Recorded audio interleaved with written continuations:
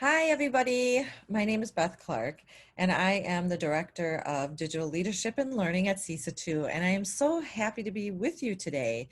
Today, I'm going to be sharing my screen and talking about all of the engagement activities that we can be doing in a virtual environment. Well, probably not all, but I will be sharing some that you can get started with. So I am going to share my screen so we can get started with the presentation. And before we do that, what I'd like us to do is just to make sure that you have this collaborative document. Once you get to this document, we will be going back to this throughout the presentation for engagement. And this is one way, this is one strategy to keep your students engaged as well, is to have a document that either they're participating in, they're putting ideas on, or that you have things for them to access. I know some of you are using learning management systems, Google Classroom, Seesaw, and so on. So you might have links through there, but this is just another way is to do hyperlinks in a Google document and then share that document with your students. So we will be accessing this today as we go through this presentation together. So let's take a look at getting started. So as we go into our presentation, I always like to have a kind of a funny thing. And so when I looked up memes on engagement, so what did I find? Of course, everything on marriage engagement, that kind of thing. So, but I thought this was funny. Congratulations on the engagement. And this is for us really thinking about you being here today and us really working on those engagement strategies when we're using a virtual context to make sure that students are learning. And so congratulations on being here with me. Now, one of the first things that we do in engagement, typically when I do any type of synchronous work, check in on my students and see how they're doing. And I do it in a variety of ways. And students like that. Because they're able to communicate how they're doing in multiple ways. So one way I'm going to show you is by using Google Forms. Another way could be just by using whatever synchronous platform that you're using, like a Google Meet, Zoom, anything like that. You are able to use the chat. And so sometimes I'll put in like a quote. How does this resonate with you? I might put something in like a mood meter. How are you feeling today? So let's take a look at this one. How are you today? And what we're going to do is remember that document that I just shared with you. We are going to go back to that document and it says check in Google form. So let's take a look. And when you get it, you will be able to actually fill this out if you so choose to. But this is something that you can actually make a copy for and use it with your students if you want. But what I love about this is just baby Yoda. I mean, look at how cute little Yoda is. And so you will see here, they can check in. How are you feeling today? And if they're feeling something else, feel free to explain your answer. So if they want to, what's one big thing I should know about? I know that people, teachers, when they check in with students, sometimes they're not sure what's going on. And we won't always know what's going on because we don't see them face to face every day. So it's really important that students do have a platform to connect with you if something is going on they want to talk about or share or not, but just giving them that opportunity. And then you can change this up, but are there any challenges that are impacting your ability to do schoolwork? I mean, it's nice to know. Now here's just, it's not multiple choice where they can only choose one, but they can choose several. And then you can think about how can then I provide some solutions or support for our students. And I like this last sentence. Is there anything I can do to help make life better for you? Is there any kind of support? You can add in any questions that you want, but I thought this was a fun example for you to do as a check-in and then also to have it as you go forward with your students as an example. So what I want you to know is this is the one that we would be participating in. If you actually want to use this check-in form, I want you to click on this one and make a copy for yourself so that you have your own copy. That I want to, after I check in with my students in a synchronous setting, the next piece of engagement is to activate the learning process. So today we're going to be talking about engagement, and what I want us to do is to think about how we get engaged. What are some of the things that we do that engage us? And so there's something called Answer Garden. And back on our sheet here, if I click on that sheet, I can click on Answer Garden, this link here. And when I click on Answer Garden, it goes right to a prompt. And so here I can put in, I am engaged when. So let's start kind of putting together and compiling this word cloud about engagement ourselves. So I am engaged when I do what? Play, when you are doing work. When are you engaged? So I want us to create this word cloud. And as we start using this Answer Garden more and more, of course, you know how word clouds operate. The most common answers will be larger than the other ones. And in Answer Garden, you can see that by coming down. You can't see it now because there's nothing on here yet, but you'll be able to see actually how many people answered it. So the biggest one you can see was it 50 students who answered it, or so on. The one thing I want you to know about Answer Garden is, how do you create something? It is this simple. Let's just do a search. Answer Garden. And when I go to Answer Garden, I do not have to make an account. Isn't that just wonderful? I just go to Answer Garden and I click on this plus sign right here. And when I click on that, I can, of course, put in my question, my topic, right? So what kind of question are you asking your students to answer? To input their descriptive words, their nouns, their whatever it is. And then there are more options. I don't really change these options. Typically classroom, my answer length, as far as characters go, sometimes I put 40.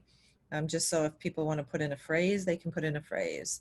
I don't put a password on, but you may want to, totally up to you, but it kind of provides that second authentication and verification getting in. So sometimes when you share a link too early, students can then share that out to their buddies, right? And then you have all these people involved in this word cloud that you didn't intend. So you may want to share the link out in your classroom or LMS and then provide a password that day when you're doing the activity. Totally up to you. Reminder email if you want that. I typically don't. If you want a spam filter on, you can. And then I just choose lowercase, so it'll just do lowercase when it's inputting the words. What I want you to know is that your link is going to be accessible. Once you click create, all you have to do then is go up here after you create, because what it will do is it will generate this. It'll look just like this. So all you have to do is click on copy, or click on the link on top, that address. And then I'm going to, you can either do a right click copy, or I do a Command C or Control C and I copy it. And then I come back to however I share my links, again, in your LMS, or like I made a hyperlink right here for you to go to. So after we reflect on when you get engaged, so what are the situations when you're engaged, we talk about that as a group. What I want you to do is pause the video right now and go ahead and engage in that Answer Garden.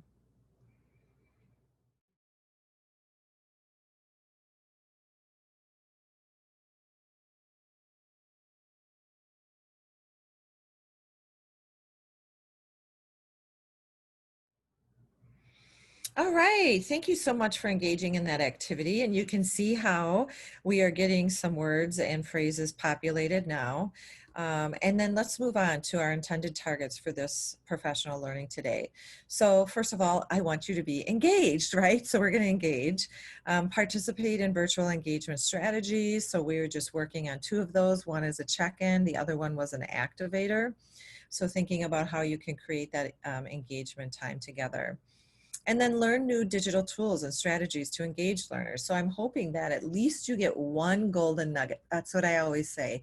Can we get one golden nugget from the learning opportunity that you have presented to you today? I hope you get more than that, but let's just make sure we get one.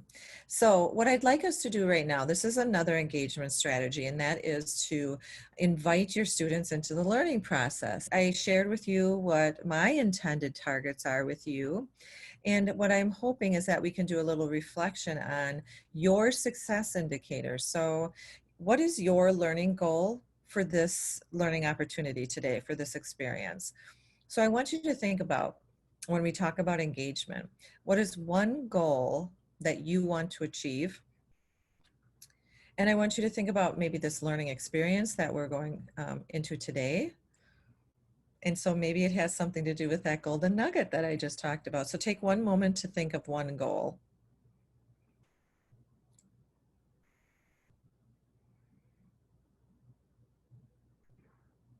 Okay, once you have that goal created, knowing what our intended targets are, then how will you know if your learning has been a success? What are those success indicators that you're hoping for at the end of this learning experience? I invite you to write these down, because in that process, it becomes solidified. And so invite your students to do the thinking, but then go ahead and put it in the chat. Go ahead and write it down on a Post-it note. Go ahead and create a Google document and put it in some kind of digital format. Go ahead and tweet it out. If you use Twitter, you can tweet out what your success indicator is or what your goal is for this learning experience. So take a moment to do that, please.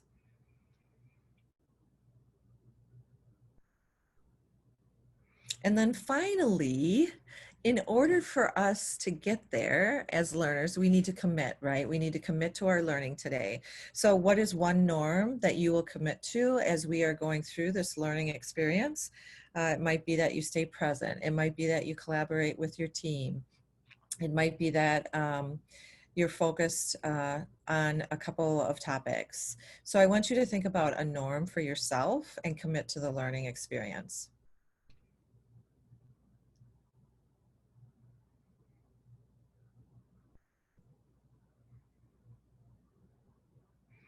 All right, great. So now you have a goal. We're looking for those success indicators at the end, and you are committed learners. I love this. So we're going to move on. So this is an engagement strategy. Get your students hooked into the learning. We are going to talk about knowing your students first. So there's been a lot of talk about building relationships on a virtual environment. How do we do that? How do we get to know our students? There are many different ways to engage your students so that you can know them better. And of course, we talk about that check-in. We talk about community building. So here you're going to see a list of questions that you can ask your students in different ways on digital platforms.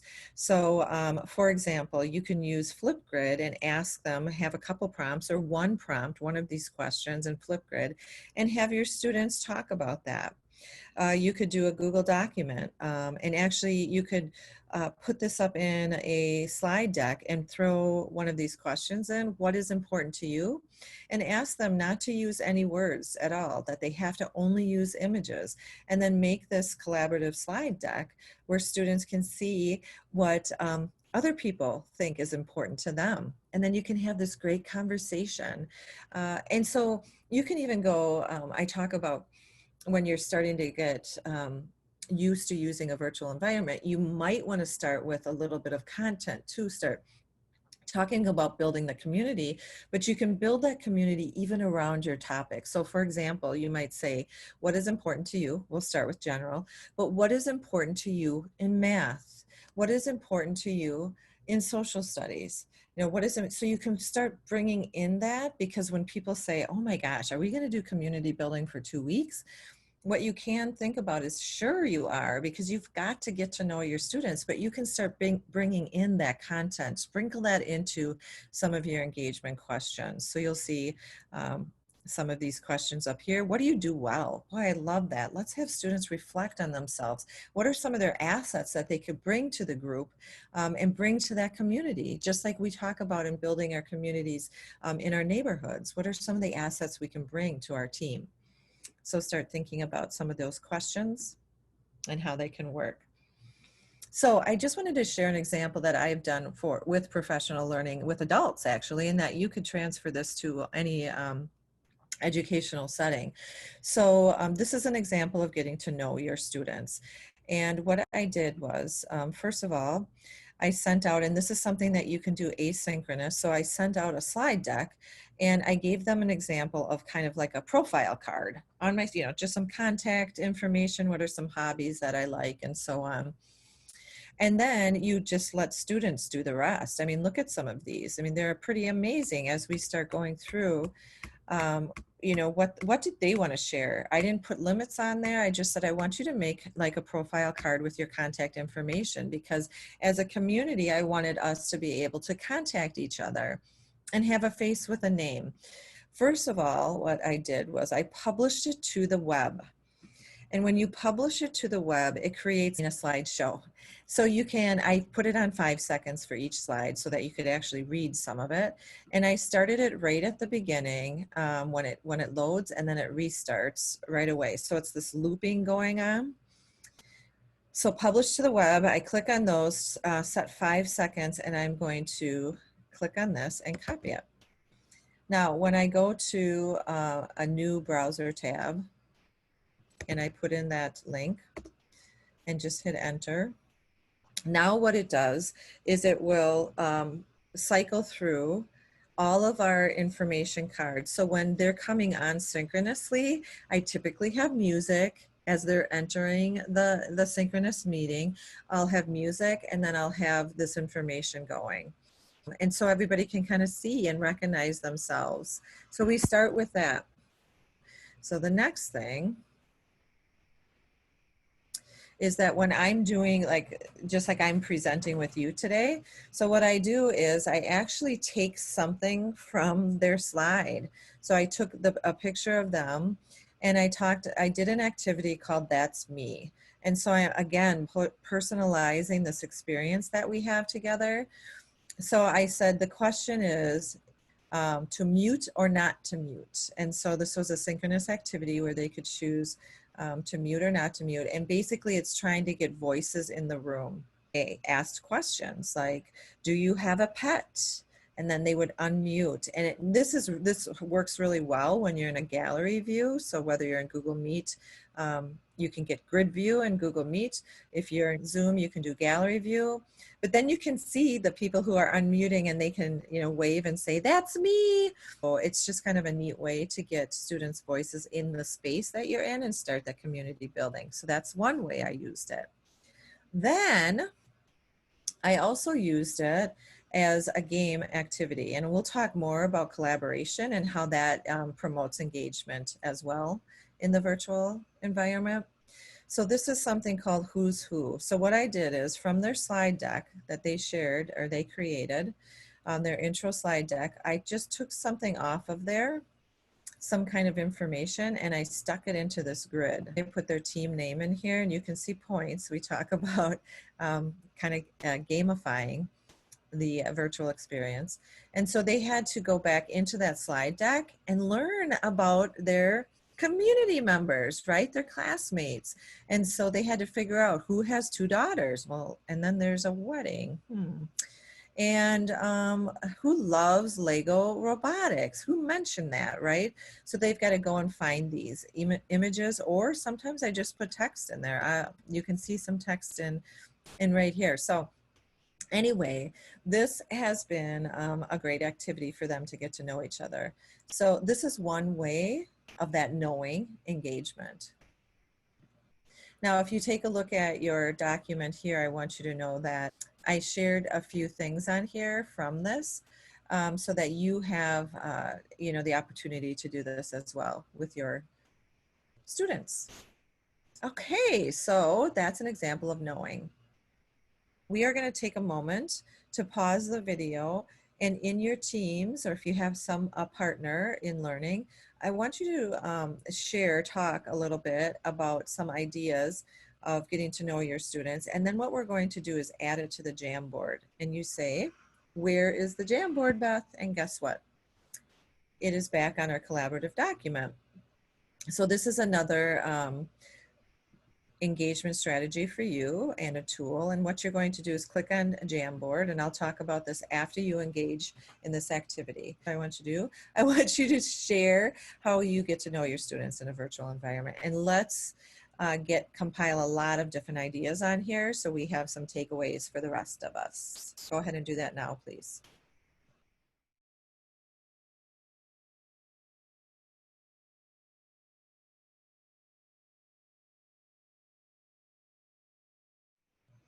All right, welcome back.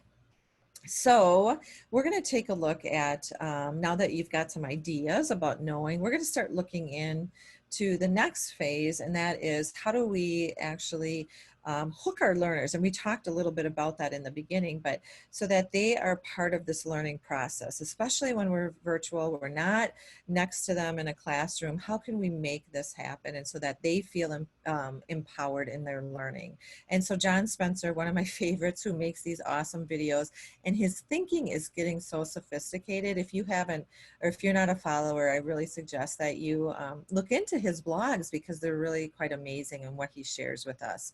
But what I'd like us to talk about is exactly what is on your screen right now. Empowered learners are engaged learners. So when we think about what we're trying to do in education is go from compliant learners who sit and get and are consumers not involved at all or interacted in the learning process to engaged learners. So like we're helping support with resources and so on, and activities that are engaging, to empowered learners who are now asking the questions and who are creating activities that might be supporting their learning as well as other learning, other learners. So thinking about that, one thing that I want us to engage in right now is a tool called Edpuzzle. You are going to watch one of John Spencer's videos, and you will take a look at how Edpuzzle can now insert questions into a video so that students are not passively watching, but they're actually engaged in the process of learning through a video. So let's take a look at that. If we go to our document, you can click on Edpuzzle Interactive Video, and it will take you to a link, and you can take a moment and go ahead and watch this video. And when you watch the video, you are going to see that there are some stops in the video, and those stops are the markers. These markers right here are going to pause the video and ask you some questions. Now, most of the questions I have in here are short answer. But you certainly can put, the first one is multiple choice. The rest are short answer. Depending on what your goal is it an exit ticket? I mean, how much do you want? But I really want you to do some thinking. So I wanted open-ended questions. So go ahead and take a moment right now to pause this video that you're watching and go to the link in your shared document and go ahead and engage in this video and see how.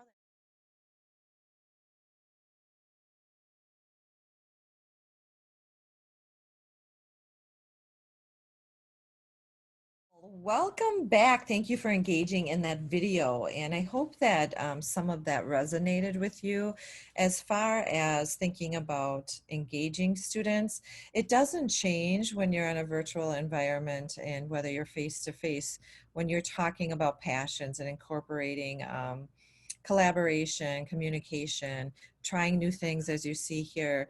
You know, all of those kind of skills we can do, and we can promote those and create the conditions for that in any type of setting. So thinking about that in a virtual, hybrid, face-to-face, how are we helping support learners to leverage their interests and passions and to be a part of the learning experience. So with that in mind, I wanted to show you a couple things here.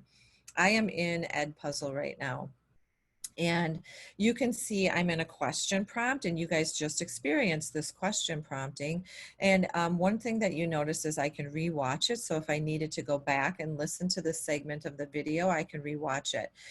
Also, I can skip the question. Now, what I want you to know as the educator, you're the owner of this account, you can change that setting so that they cannot skip a question, that they have to, they're required to answer every question. So they do have to rewatch the video and listen, because it's just so interesting. Sometimes, you know, students will zoom through the video and never get any of the content. But what we're doing is we're scaffolding this engagement piece so that they do need to respond and engage in the content. So this helps support that. So I just wanted to let you know, as for adults, I do offer the skip option, but for students, you do not need to. The other thing I wanted you to notice that I forgot to mention prior to you going off and using the video, I added a note, and you can do that too. So throughout the video, if you wanted to add a note, you can add, like I talked about Carol Dweck's work on the growth mindset. But you can certainly add notes as well. So we have multiple choice, we have short answer, and we have notes that you can add. They become problem solvers and systems thinkers, but they also challenge the system as... All right, so when you are in Edpuzzle, you will see, I just want to show you a few things. So first of all, you need to make if you want to create an interactive video, you need to go to edpuzzle.com, you'll see here. So just go ahead and search that, and you need to create an account. Now, a free account only has so much storage, and you're going to find that. So when you start using your free account, you will kind of bump up to, you know, I need more storage. If you actually share this through an email, you can gain some more storage. And so you can see some of that when you go up here in your menu. You'll be able to see, oh, if I share this, I can get some more storage on my Edpuzzle account. Of course, there's a premium account too, but I have been living in Edpuzzle for a long time, and I haven't paid for it yet by eliminating some of my videos. But you guys have to decide, you know, once you create a video, how long do you want to keep that video? If you want to keep it forever, you're going to need some more storage. So just start thinking about that totally upfront. But I want you to be able to experience this because this is good engagement for kids. So even if you make a few videos for them to engage in, it's a great start. So you will see here, once I create a video, I have some options on the side here. But let me go back to content so I can show you just a little bit. But there are 100 different, probably 100 million different videos and tutorials on Edpuzzle that you can take a look at. So first of all, I just want you to know that when you come into Edpuzzle, it looks like this. It'll typically come up with some videos that are already up here. Sometimes it's, you know, some things that have been trending, actually trending in general education, sometimes Wisconsin, right? And in the United States and so on. So you'll see that. One thing that you'll note is that you have something called My Content. As soon as you start creating things in your content, you'll start creating this library. I want you to notice too that there are a couple other options here. If I click on curriculum, you can see that there's elementary, middle, and high. I want you to know about that. And some of these are already created. So if I go to middle school and click on view content, and I go to PE and health, I already have some videos. Let's go to health. Here are some good habits. Let's go to aging. Do I want to go to aging? Anyway, we're going to aging. And you will see here what it does is it has these little markers. So there's 3 questions, 2 questions, 2 questions, 1 question. And what you can do is you can click on these and preview them if you want.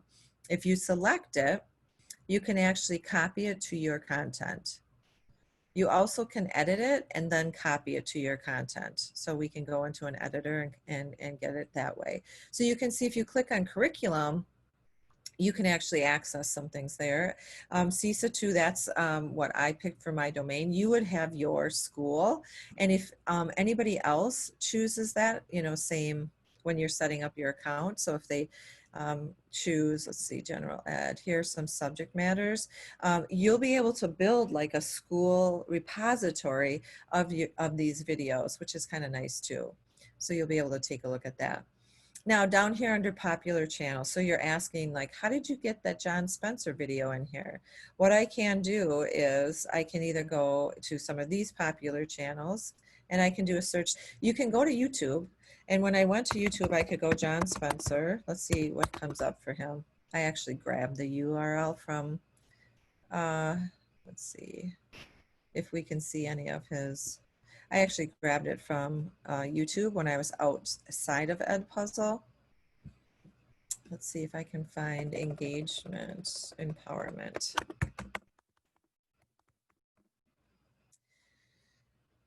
So yeah, so you can do some searches, but you can actually go out and find the URL and put it in here. You can do a paste and then it will bring up the video. Okay, so you will be able to then access that video. But let's say that I want to do empowerment technology. So what I'm going to do is click on it. And once I click on it and open it, I can actually edit this, and then it brings me into my editor. As I click on play, to the different pieces of communication and I find, okay, that's a good place that I want to add a question. Now I can choose multiple choice and go ahead and add my questions. And what it's going to do is create a marker right there, and the video will stop. Students have to then engage in that question. Take a look at these other options up here. So voiceover. It looks like in YouTube you cannot, but if there's like an Edpuzzle video or you find another like a different channel like Discovery or other kind of video channels, they may let you do a voiceover.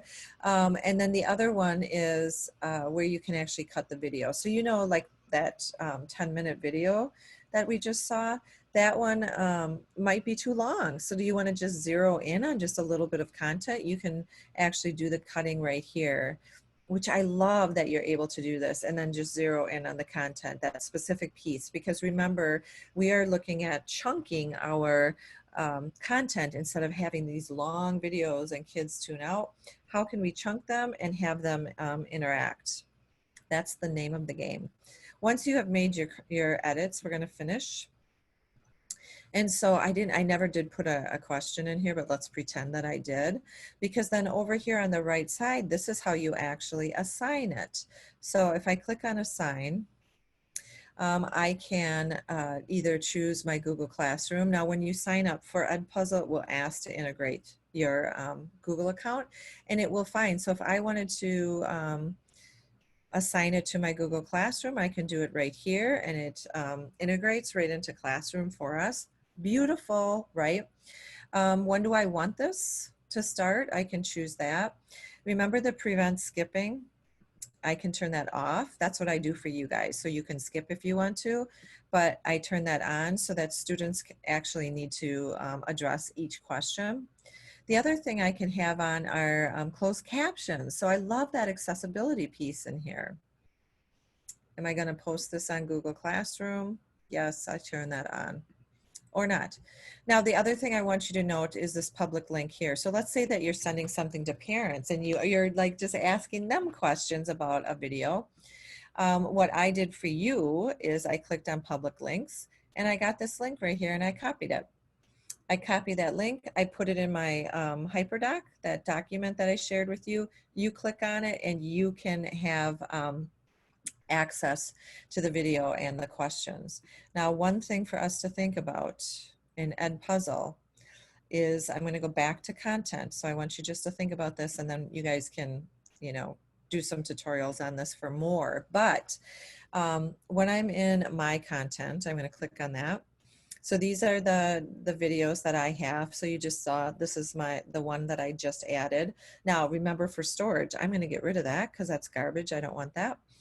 But, oh, here's a refer to earn space that I was talking about. What I want you to know is this right here, the add content button. If I click on that, I can upload a video.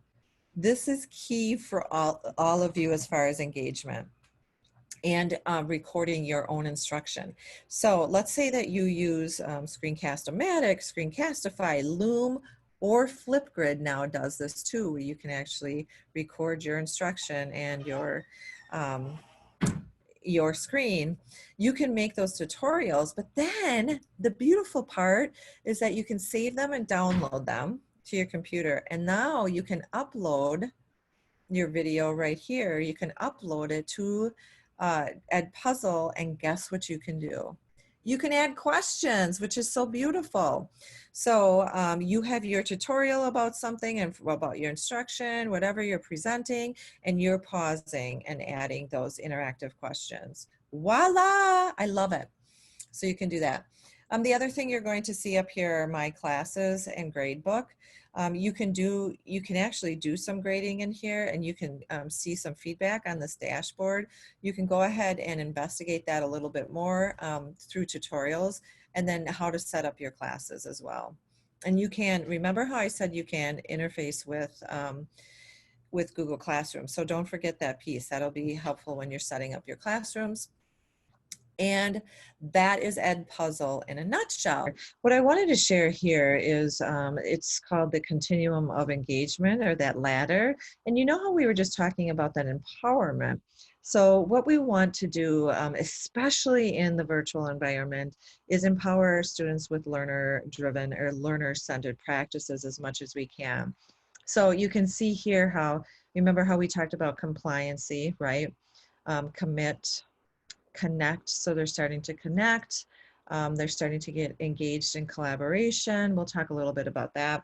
Learns from others and so on, feels more in control and responsible for learning. And this is one thing that I just want to address right now, is that academic integrity. So when we talk about students feeling that responsibility and it's all about the learning, can they take on more of the responsibility of the learning and that feeling of control?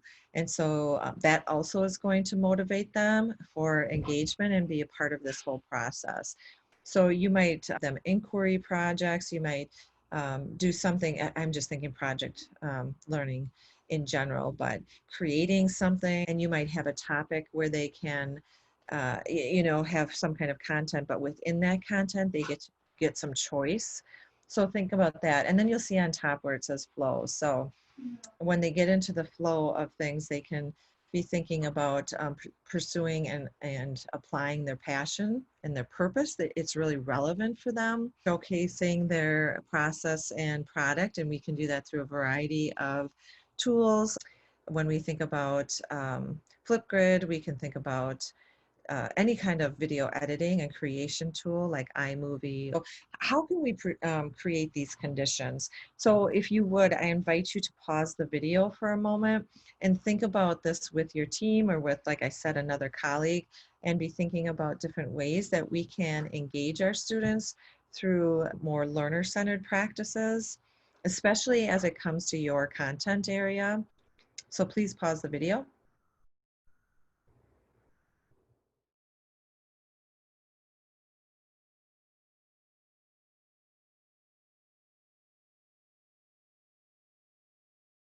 You'll see here as well is that there are 5 ways to boost student engagement with flow theory.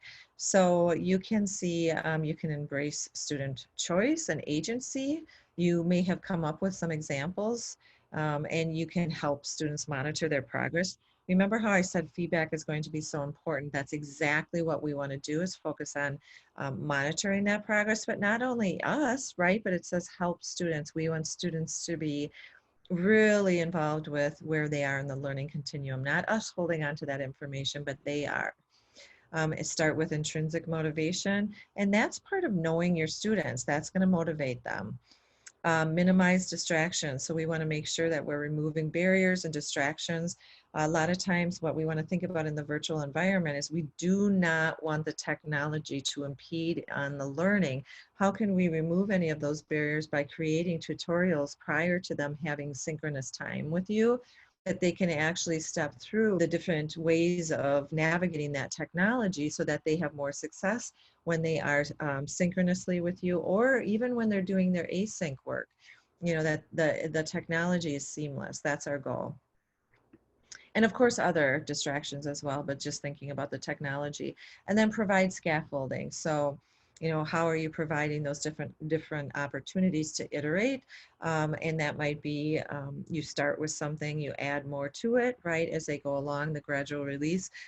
Thinking about technology and graphic organizers, things like that, that will help support their learning and the process that is conducive for them. One of the things that we take a look at now in engagement is kind of pivoting into that clarity piece. I can see again, right? And so when we think about our learning targets and planning for engagement, we want to make sure that we have a solid instructional design that starts with learning targets and standards.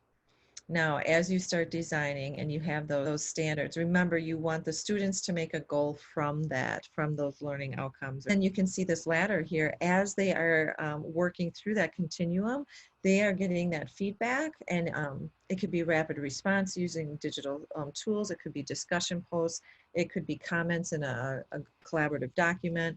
But we are actually giving them more feedback than actually just waiting for that grade, right? So the feedback becomes very important to them in the learning process.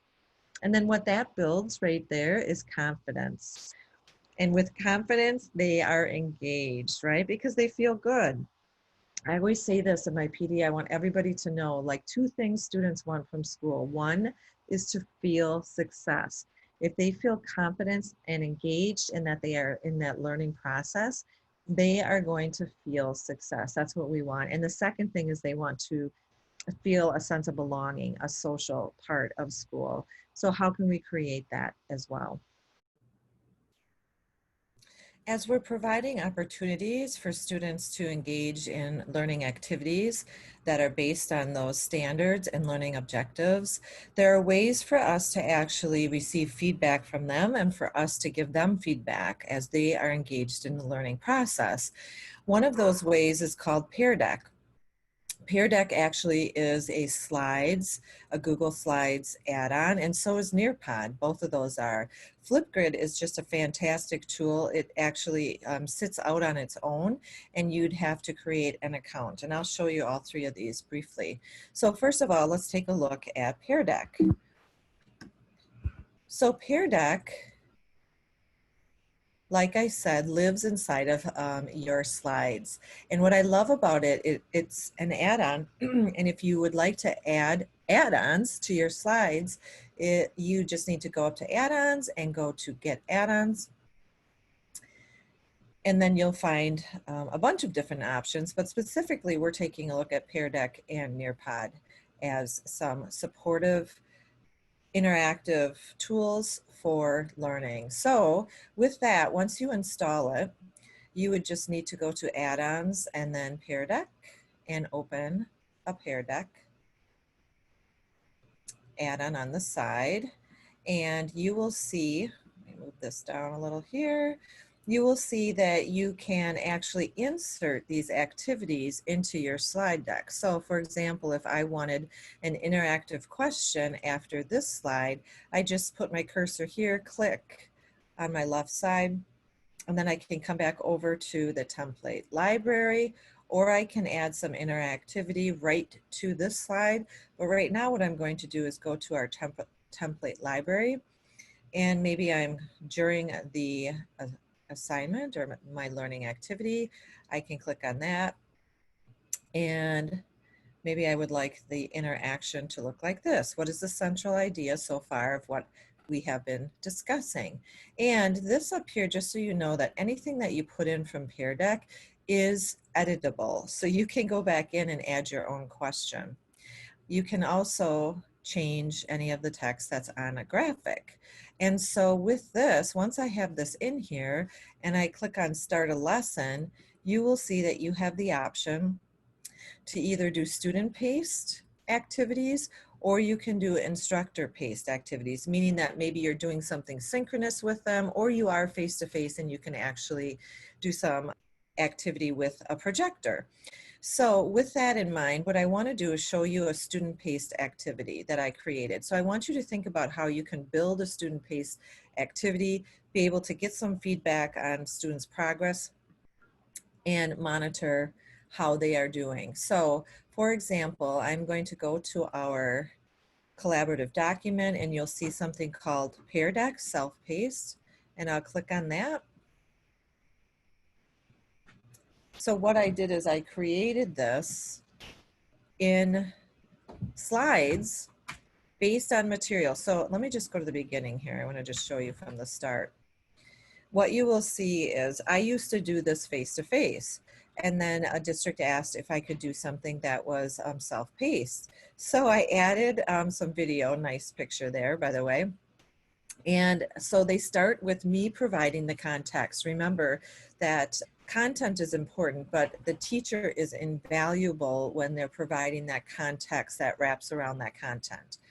So as we can go through, they engage in a Padlet here. Here are targets. They do some close reading, and then they watch another video where I'm providing that context.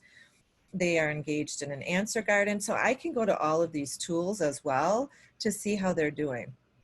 But what I want you to see is an interactive. You can see this is an interactive slide, and this comes from Pear Deck, and you just saw how I just inserted that.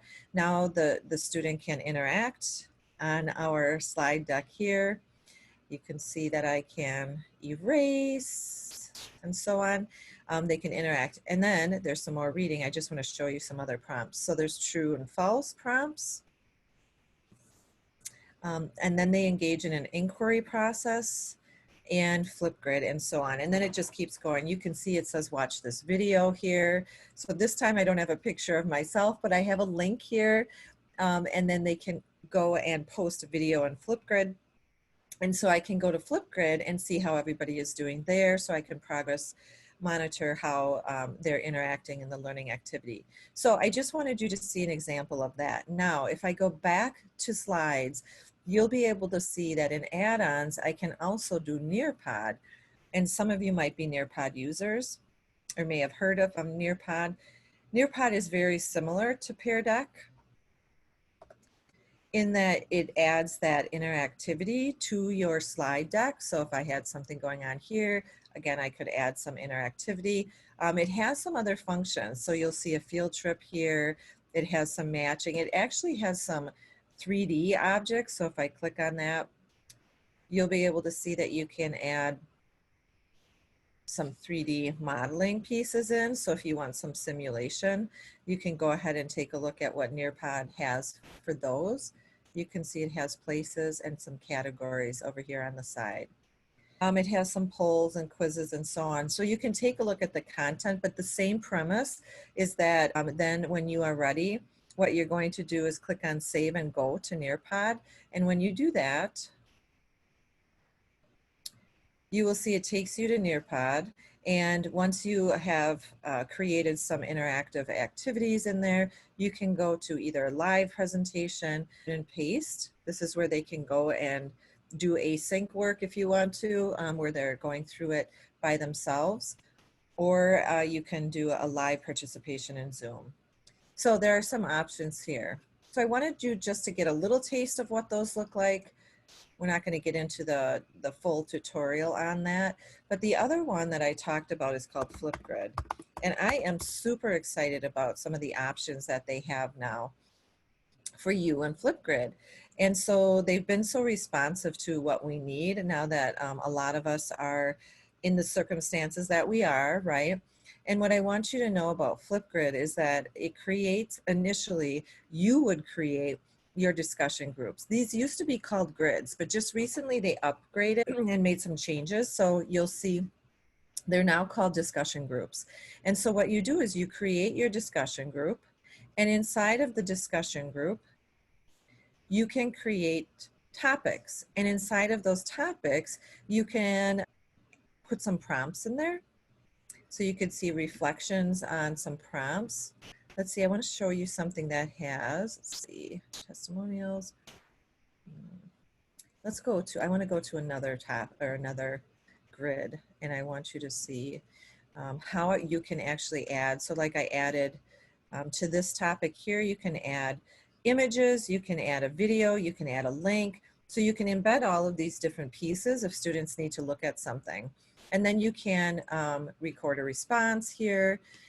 But what Flipgrid affords is this peer-to-peer feedback. It also affords for you to give students feedback here. But the biggest thing that I'm super, super excited about now are called shorts. And if I click on the shorts, I can actually record a video and do a screencast right here in Flipgrid. And then I can export it either to Classroom. I can actually download it. So I'm able to, it doesn't have to live in Flipgrid. I can actually get it out to my students in different ways. So take a look at this for a second. If I click on record a video, I'm just so excited about some of these options. And the students have these options now when they record videos. So if I were to take a look at effects, so we have filters, frames, so these are fun. I can also add text on top of my video. Watch this with the board though. Super excited about this. Did I say that already? Yes, I did. Look at this. I can do a split screen of myself on one side and I can record. And while I'm recording, and I'm not recording right now, but I could be recording. So while I'm recording my tutorial, I can go to my draw tool and I can change the thickness if I want to. I can do math problems up here. So if you have a stylus, you can do this. I'm actually using my touchpad, so you could do that. The other thing you can do under effects is that you can bring in a photo and you can actually annotate on top of that photo. So let's say I'm using our pause button here, and I'm going to put the pause button over here, and I want to annotate on top of that pause button. I go back and get my drawing tool. All the time I'm recording and showing my students what is happening. And I can annotate on top of that as well. So I can record. Now, the other thing I want you to know is that on the left side here, I can actually record the screen and do some capturing. So I can upload a clip and add to it if I want to. I can mirror, which is interesting, right? Mirror my video. Audio or not audio, you decide, but look at this option here is that screen capture.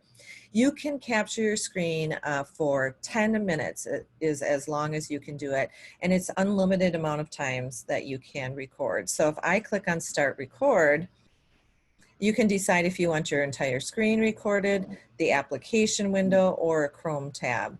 So what I'm going to do is click on just my entire, I'm going to click on share. It counts down. And so maybe now I'm talking about this and I'm doing a recording, and then I'm going here and I'm talking away and I'm recording my screen. You can see that I'm recording myself. It embeds that picture of yourself, which is so important now as we are trying to be as human as possible. And so maybe now I'm talking about this and I'm doing a record. There's my video. So now it's that quick. I have a video. Now I'm going to click on next. Let's say that I took a look at it and I need to add more. I certainly can. If I'm ready just to download it, I can download it right here. But let's just take a look at what the next button brings. This is the selfie. So you know in that picture I just showed you in that self-paced Pear Deck, and I'm like, oh, whatever. I can actually choose my selfie of the picture. Now I also can select the frame, so I can actually go through and select which frame I want from the video.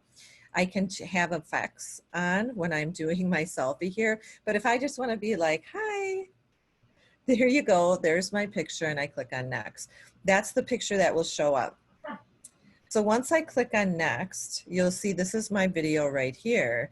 And if I click on that, after it's saved in my Flipgrid, now what I can do is I can either copy this link and share it in Seesaw or share it wherever in a HyperDoc. I can also make a QR code. I can download the video here. I can share it to Classroom right in here and Teams and all of that. You have all of these functions right here. So it's pretty awesome that you can, you're able to do all of this functionality right within Flipgrid. So that was shorts in a nutshell, but one thing I did want to emphasize with you is the power of feedback in Flipgrid and how easy it is. So let me go into one of my topics. So here I am in one of my topics. And let's see, let's go into this framework here. And I can see now my students are here. I can see what kind of comments or feedback. And what I can do is click on. So I wanted to one of the videos that was created, and you can see here this is the video and the details of the person, and then I can click on feedback and I'm able to record feedback, so you can see how you can immediately give feedback for them as well. And I can provide private comments here for students, and excuse me, I can actually email the feedback to them as well. And so I wanted you to see just how fast that is. Now I can also toggle through to the next student. So what Flipgrid is trying to do for us now is to create this easy scenario for us to provide feedback, and then students also can give each other feedback in the platform when they're on the student end of it as well. But you have to enable all of that in Flipgrid. So that's enough about Flipgrid. And you can use that as you see fit. And I highly suggest that you do, because it is quite the wonderful engagement tool that's going to support those learning outcomes. Another way that you can provide interactivity is through gamification. And so previously I shared with you how we did some getting to know you activities. And this was kind of the continuation of that. So we had teams. And remember how the team worked on that who's game board? And so you can see here that during that process, they were put into teams, and that really creates that community. It also creates kind of this sense of belonging and shared mission. And so as they were in their teams, they took on some of these assigned roles, and I would give them different prompts and activities to engage in.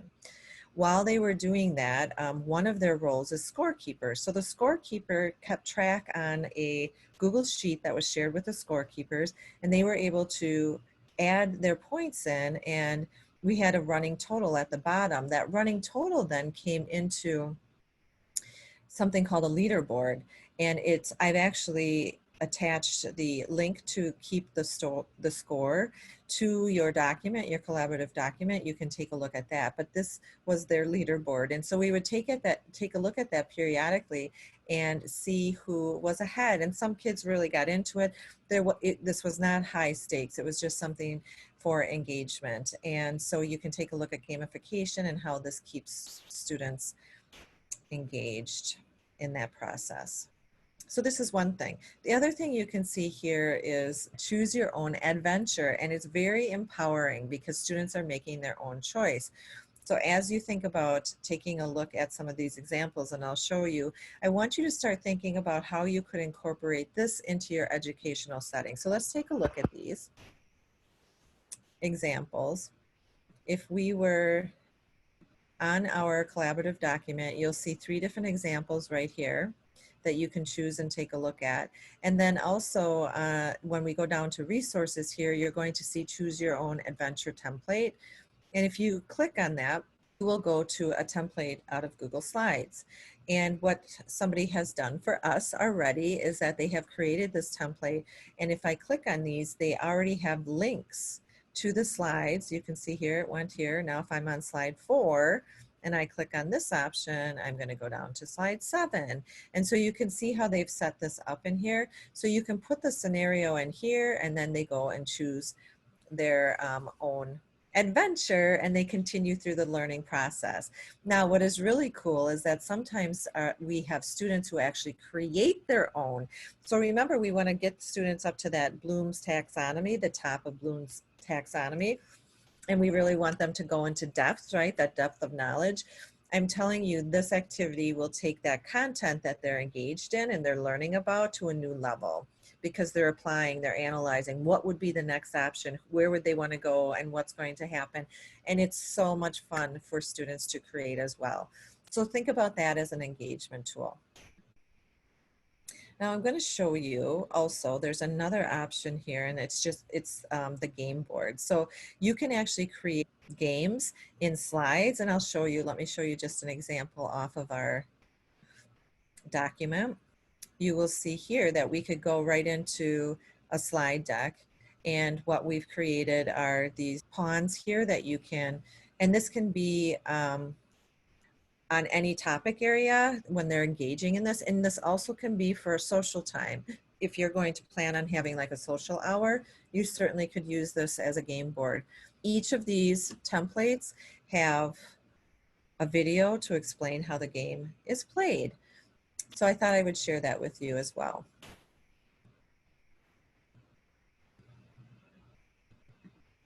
Okay, let's continue. So lastly, in that learning experience, what we want to think about is how are they engaging in the whole process of expressing what they know and understand, based on the learning goals that you have set and that they have set for themselves. This is just an example of a tool called Canva.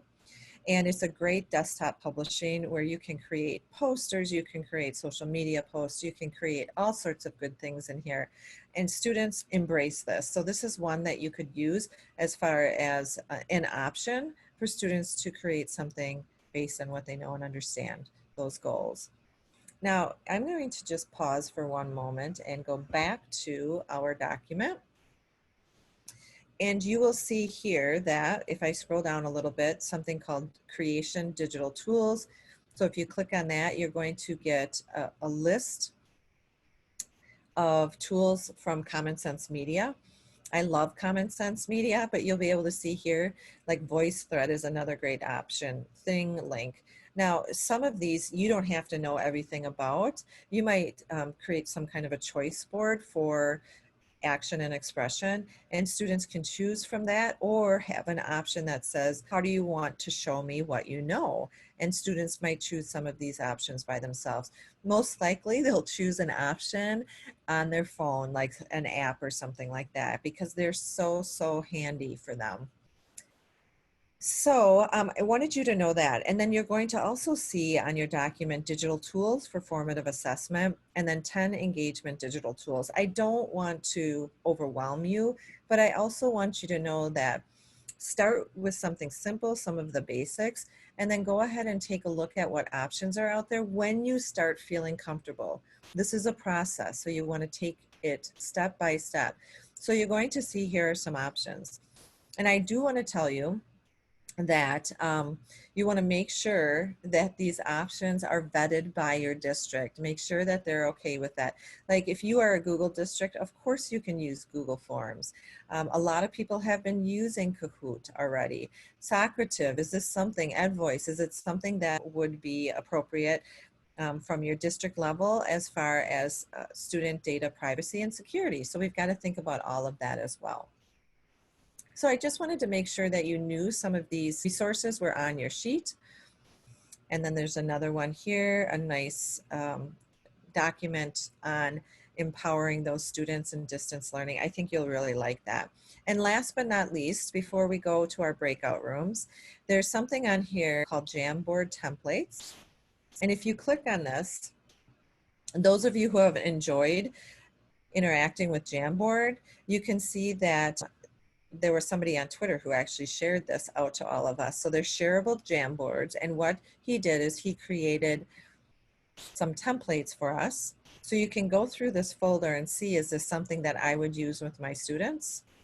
And if so, what you're going to do is go back to this folder, right click, and you're going to make a copy and put it in your drive. So you want to save your template in your drive. So maybe let's see what overcoming barriers looks like. So here we have some graphics. This is really interesting. I love the little trampoline. So if you want this one, again, come here, right click, and make a copy, put it in your drive. And then you can use it with your students over and over again. So those are the resources that are on your sheet. What I thought what we could do is we're just going to wrap up here. What I would like you to do is with your team or colleagues that you have close to you, whether it's through Zoom or if you're social distancing, what I want you to do is think about one tool or strategy that you could use from this presentation and how are you going to implement that. You are amazing, and I'll be thinking about you as you start your school year. Please be well and safe. Take care, everybody.